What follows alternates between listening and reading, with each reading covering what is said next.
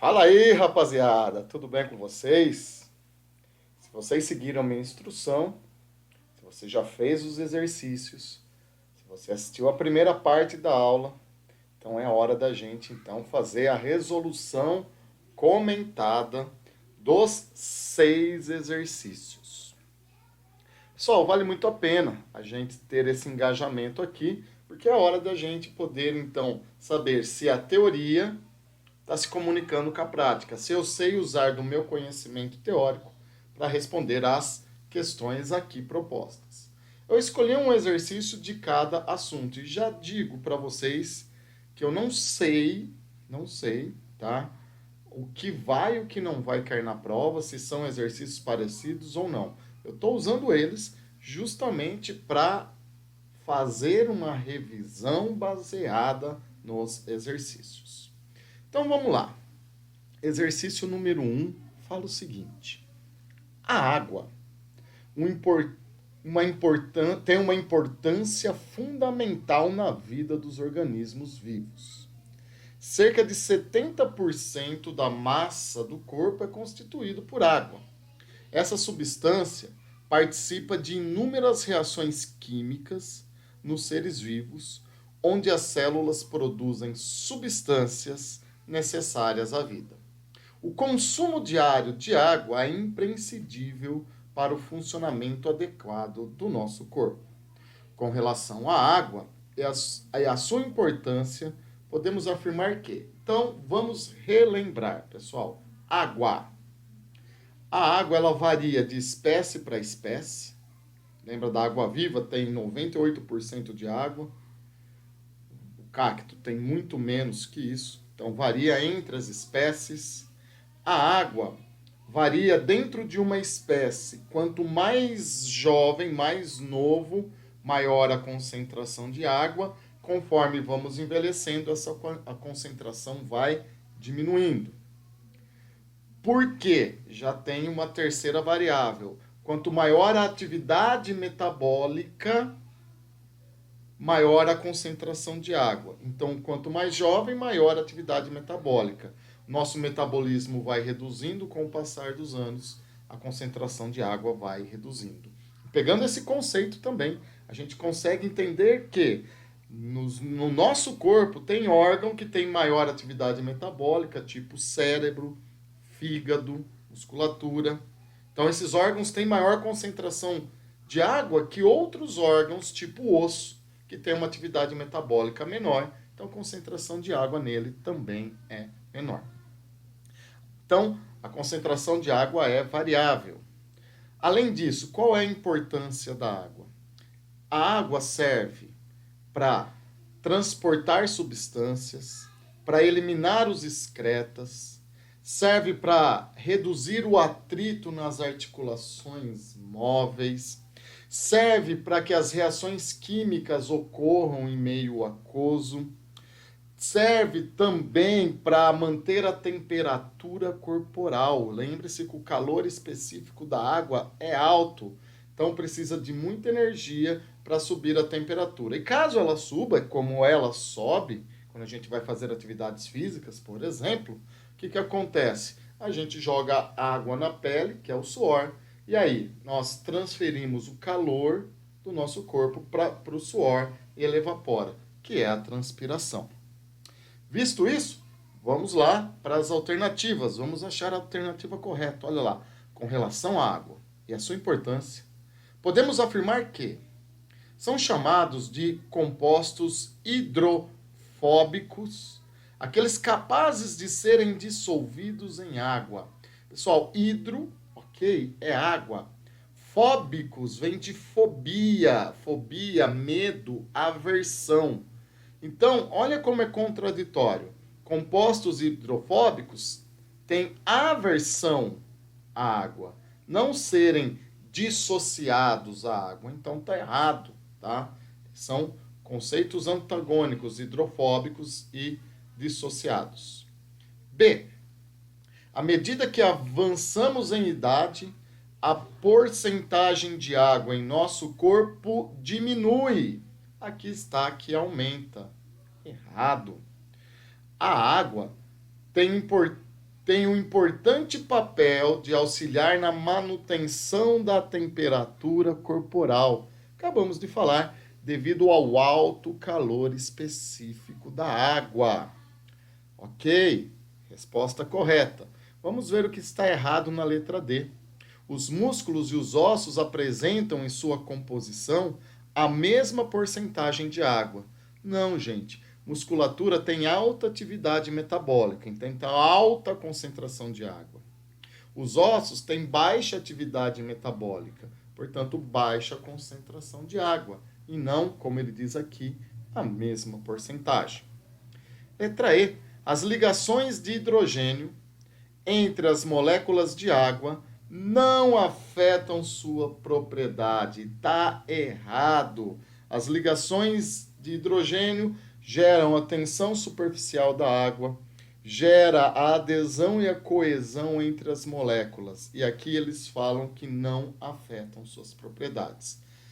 Essa questão E, ela tem um cunho muito mais de química, que vocês veem lá com a Ana e com a Jerusa, do que propriamente da biologia, mas não é novidade nenhuma, tá? As pontes de hidrogênio, antigas pontes de hidrogênio, hoje chamado de ligações de hidrogênio, afetam sim a propriedade da água. Por isso a gente fecha com a letra C, ok?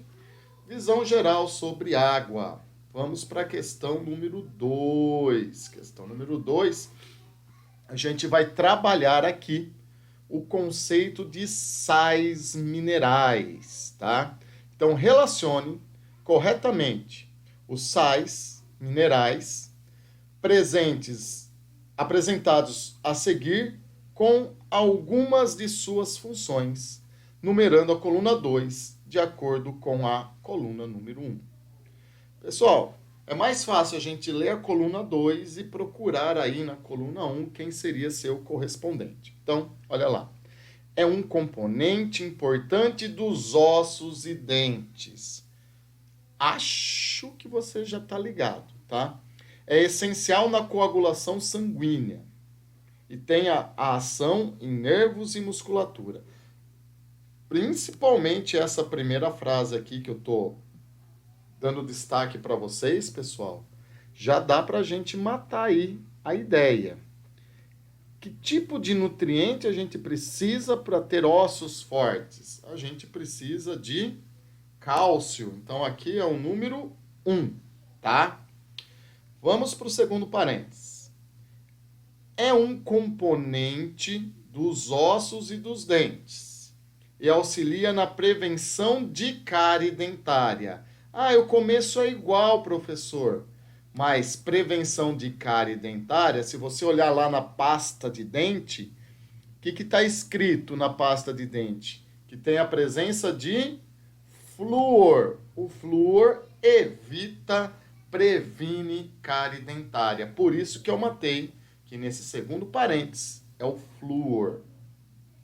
Vamos para o terceiro parênteses.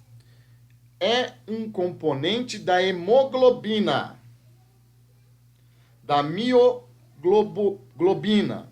e de enzimas respiratórias. É fundamental para a respiração celular. Sangue, hemoglobina e respiração celular.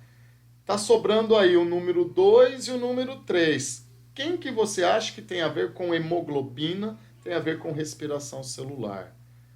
Óbvio, né, gente? Número 2, ferro. E por último, agora ficou fácil, né? Até eu acertaria esse. É um importante no balanço de líquidos do corpo. É essencial para a condução do impulso nervoso e tem ação nos músculos. Eu vou ressaltar aqui, ó. É importante no balanço de líquidos no corpo, tá? Quem que retém água, você nunca ouviu falar, ó, isso daí eu não vou comer isso porque vai me inchar, vai reter água. Isso, o sódio. Então a sequência ficaria 1, 4, 2 e 3. Vamos ver aqui se existe essa alternativa. 1, 4, 2 e 3.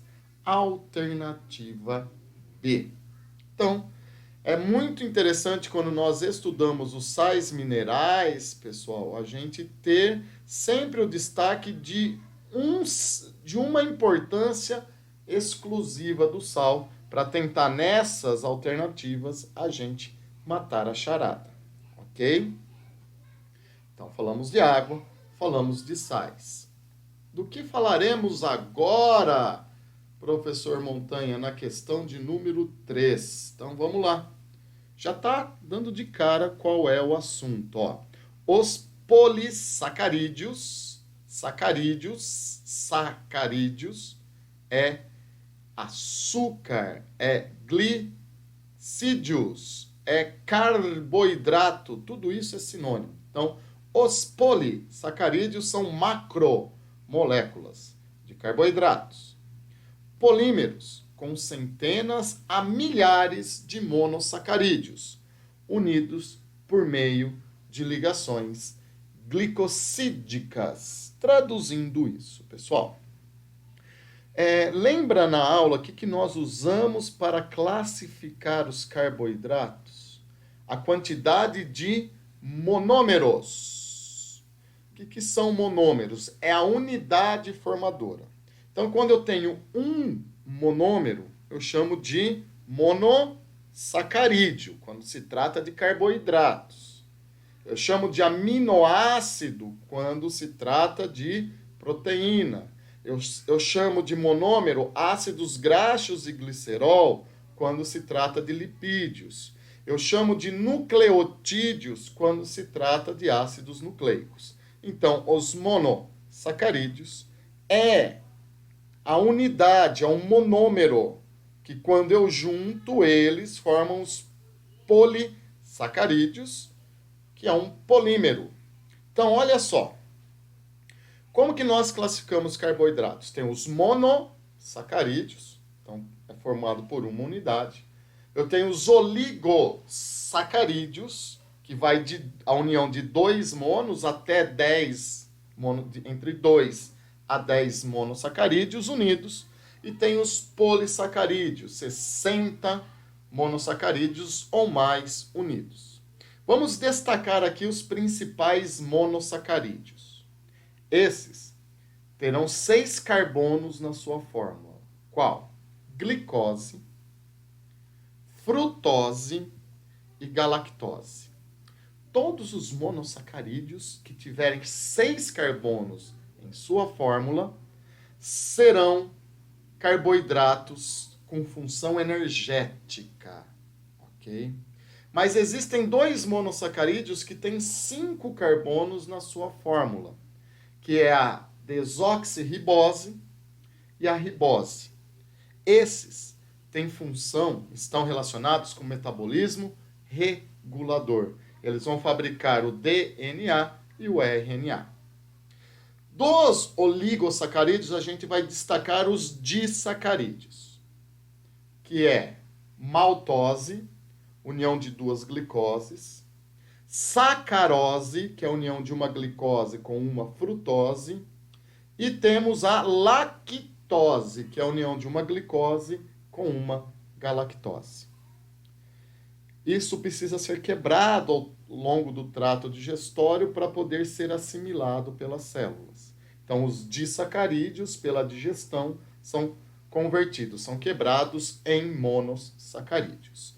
E ainda existem os polissacarídeos. Dos polissacarídeos, nós vamos ressaltar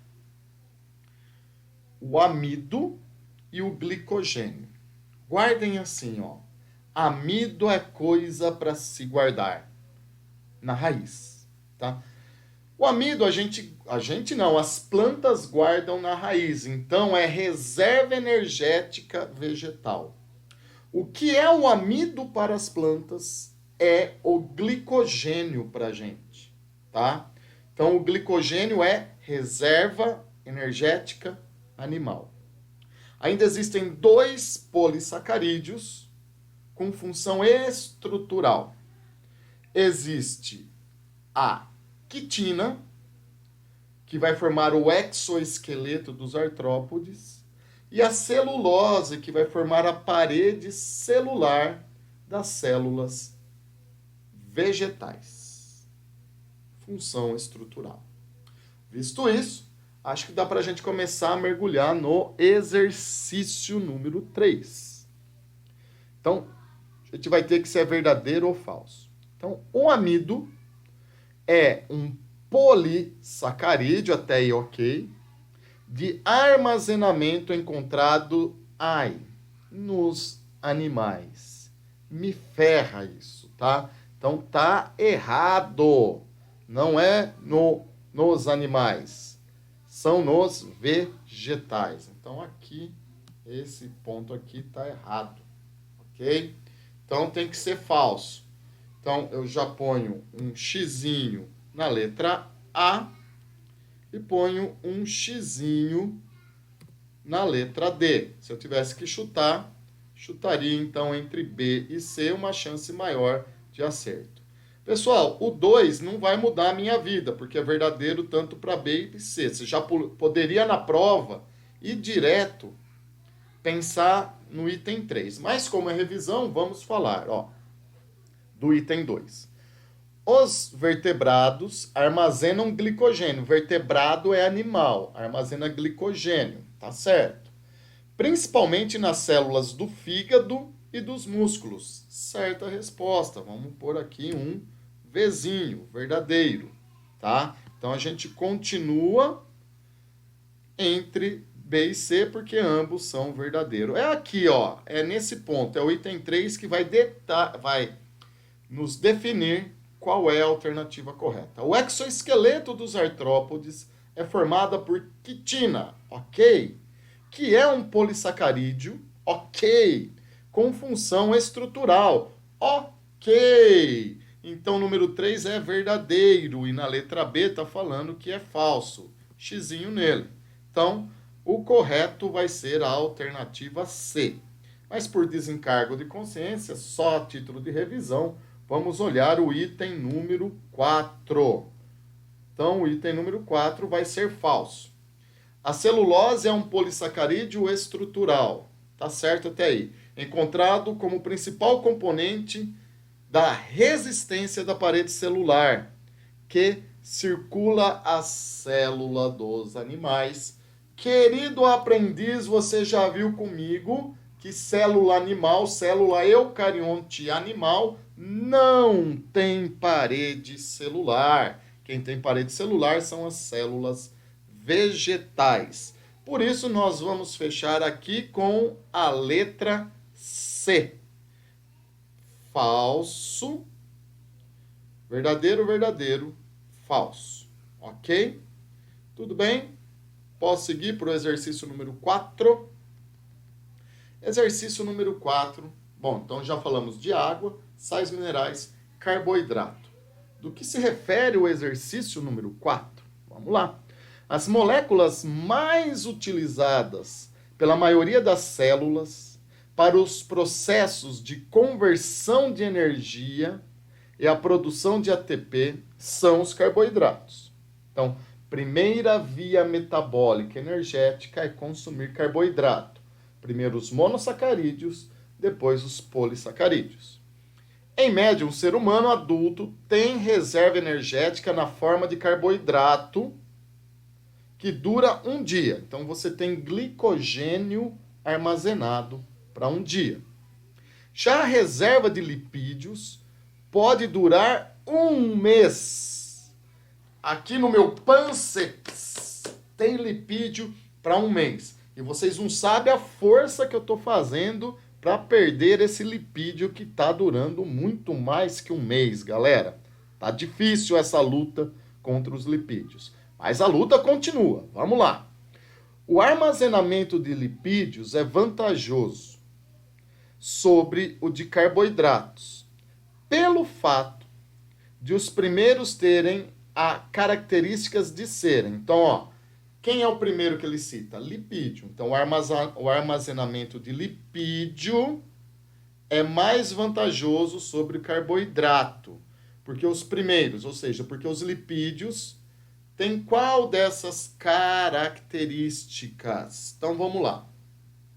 Pessoal, lipídio funciona como isolante térmico? Sim. Desculpa, aqui está escrito elétricos. Olha, eu ia cair na pegadinha. Por isso tem que ler com muita atenção. Isolantes elétricos, não. Isolantes térmicos. Então tá errado. São pouco biodegradáveis? Não, gente. Eles são bastante biodegradáveis. Eles se misturam e se dissolvem rapidamente na natureza, no solo. Eles não se misturam com água, mas não quer dizer que isso não os tornem biodegradáveis. Basta você esquentar o óleo, tá? Que ele já começa o processo de degradação dele, tá? Na letra C, fala que são saturados de hidrogênio. Não é por isso que nós armazenamos lipídio e isso é vantajoso. Não é porque eles são saturados de hidrogênio. Eles são majoritariamente hidrofóbicos. Olha só, lipídio não se mistura com água. Nosso corpo tem, em média, 70% a 75% de água que a gente acabou de ver aí. Então, a água que circula no nosso corpo não reage com os lipídios, fazendo com que eles fiquem, então, concentrados. Nos homens, geneticamente, a concentração desses lipídios fica na região abdominal. Nas mulheres, ficam na região das nádegas. Não quer dizer que é uma regra, é normalmente. E por ter muita água, vai compactar ele nessas regiões. Compactar é vantagem em relação a carboidratos que se misturam facilmente com água. Glicose é dissolvido por água. Lipídio não é dissolvido por água. Então, essa é a vantagem. Marquem aí a letra D. E a letra E, eles são componentes das membranas? Sim, eu tenho a membrana plasmática, ela é lipoproteica. Mas não é... Olha só que interessante. Ele quer saber por que o armazenamento de lipídio é vantajoso. E a vantagem não é porque é componente das membranas. Não é essa a vantagem que nós temos em armazenar lipídio. A vantagem é que ele não se mistura com água, ele não é dissolvido normalmente pela ação da água do nosso organismo. Por isso que é a letra D e não a E. Embora a E seja uma das propriedades dos lipídios, mas não é a vantagem de se armazenar, ok? Tudo bem? Então, exercício 5 e penúltimo, jovem aprendiz. Vamos lá. Já falamos de água, sais, carboidrato, lipídios.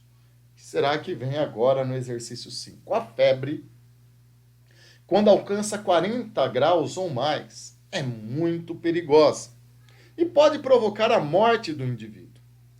Um dos problemas do aumento da temperatura corporal é o seu efeito sobre proteínas do sistema nervoso central.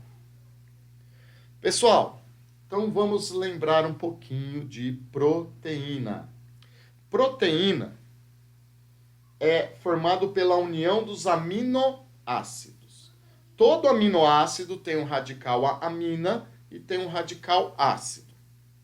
Sempre que um aminoácido se ligar a outro aminoácido, é o radical amina que se liga com o radical ácido. Então, o ácido carboxílico se liga com o radical amina. O radical amina perde um hidrogênio, o radical ácido perde o OH. Então, ocorreu uma desidratação porque vai formar água. E no local ocorre, então, a ligação entre o nitrogênio da base da parte da amina com o carbono da parte ácida. Essa ligação é a ligação peptídica. O que acontece, pessoal? Esses aminoácidos unidos vão formar a proteína. A proteína tem a sua sequência linear, que vai formar uma espiral, que vai se dobrar essa espiral tendo 3D, três dimensões. Essa é a estrutura terciária das proteínas. Se essa proteína fizer reação química, eu chamo essa proteína pelo lindo nome de enzima. Toda enzima é uma proteína com capacidade de fazer reação química. Muito bem. Uma vez formada, então, essa estrutura enzimática, eu vou dar um ênfase na enzima, que é o que responde às questões, a alternativa dessa questão número 5. Então, o que acontece? Quais são as propriedades enzimáticas? Uma enzima, ela é específica no seu substrato. Ou seja, a amilase, que é o nome da enzima, só atua no substrato amido. Ela não reage com outro substrato. Não reage, por exemplo, com celulose. A amilase só reage com o amido. Essa propriedade se chama especificidade. Ok? Uma mesma enzima, uma amilase, vai quebrar vários amidos. Então, essa propriedade se chama durabilidade. Uma mesma enzima quebra ou junta vários substratos. E a terceira e última propriedade é a desnaturação. O que é a desnaturação? Por algum motivo, rompe-se essa ligação peptídica e aí a proteína, a enzima, perde sua capacidade de fazer reação química. Qual são os dois motivos que pode levar à quebra dessa ligação peptídica? Uma delas é trabalhar fora do pH. Então, enzimas que trabalham na boca têm o pH 7. Quando elas vão parar no estômago, quando você engole, elas vão parar no estômago, que o pH é 2,5, elas desfazem suas ligações peptídicas e a enzima perde sua função. Enzimas que trabalham no estômago, pH de 2,5, quando vão para o intestino, terminar a digestão, o intestino é 8, então ela vai de 2,5 para 8, elas desnaturam lá no intestino. Então, trabalhar fora do seu pH é um motivo de quebrar essas ligações peptídicas e ela perder a sua função. E a outra possibilidade de se romper essas ligações peptídicas é em temperatura elevada, que é o que o texto está falando para a gente. Então, a 40 graus Celsius, as ligações peptídicas das nossas enzimas começam a se romper. Se as nossas enzimas não trabalham da maneira que elas devem trabalhar, toda a fisiologia, todo o funcionamento do meu corpo será abalado. Eu posso entrar em choque anafilático e vir a óbito. Por isso, é por esse motivo que a febre a 40 graus é extremamente perigoso. Então, é correto afirmar o que nesse exercício 5? Que a 40 graus aumenta a atividade das proteínas? É justamente o oposto. Elas vão se desnaturando e reduz a atividade das proteínas. Letra B. Desnatura as proteínas, inibindo a sua atividade. Certa resposta. É isso mesmo, tá? Vamos ver o que está errado nas demais, já que a gente está fazendo uma revisão. Provoca o acúmulo de proteínas no retículo endoplasmático? Não tem nada a ver, pessoal. O aumento da temperatura não vai acumular proteína em lugar nenhum. Induz a quebra das proteínas? Até aí tudo bem. Consequentemente, a sua inativação.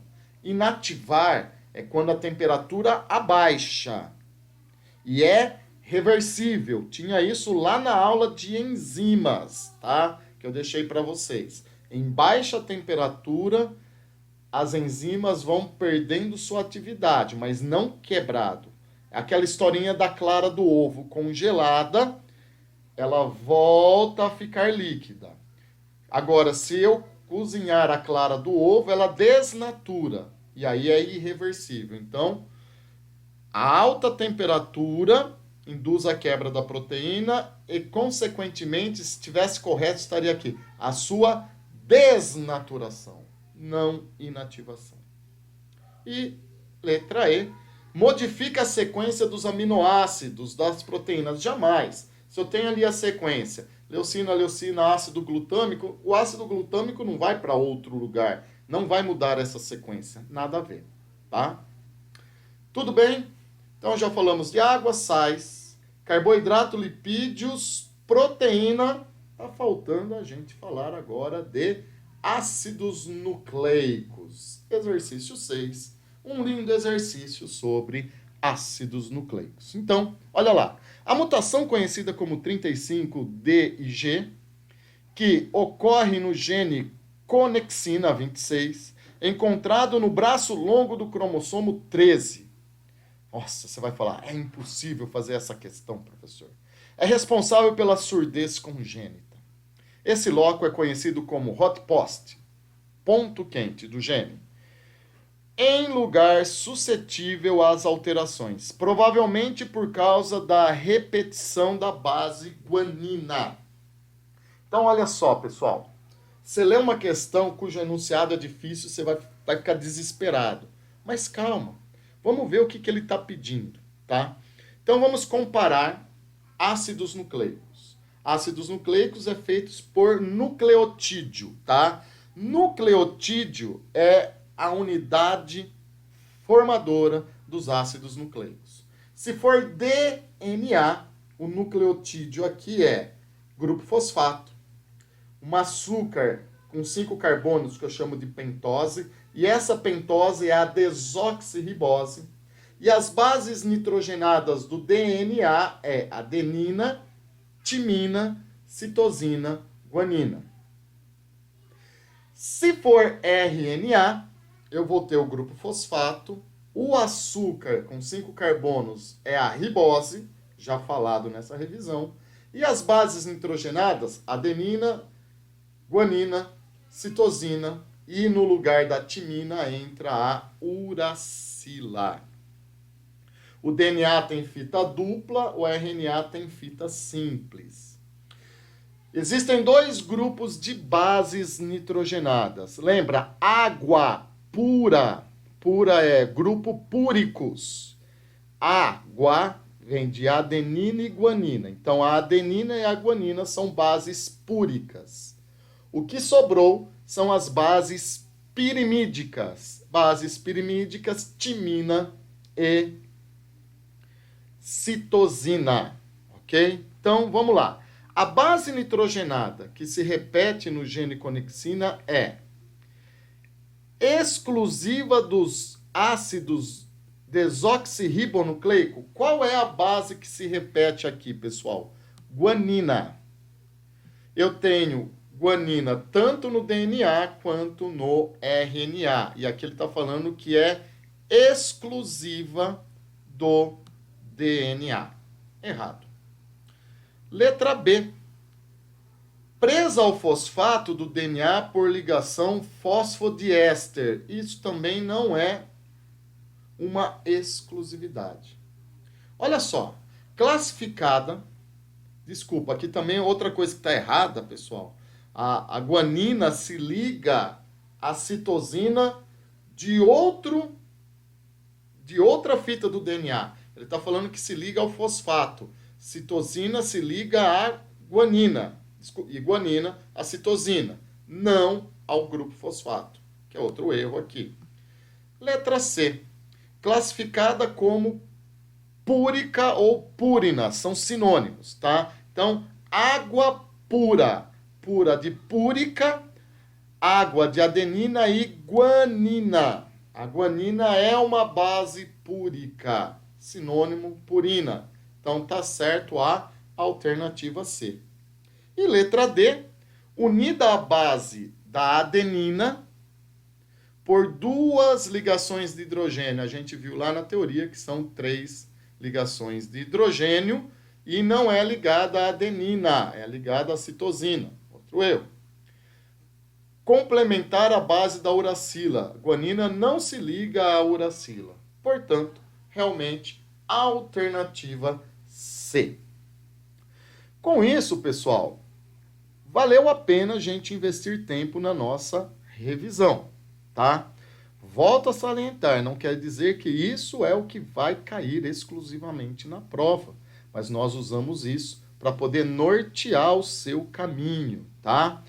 Do mais, então, um forte abraço, uma boa semana e nos encontramos semana que vem. Abraço. Tchau, tchau.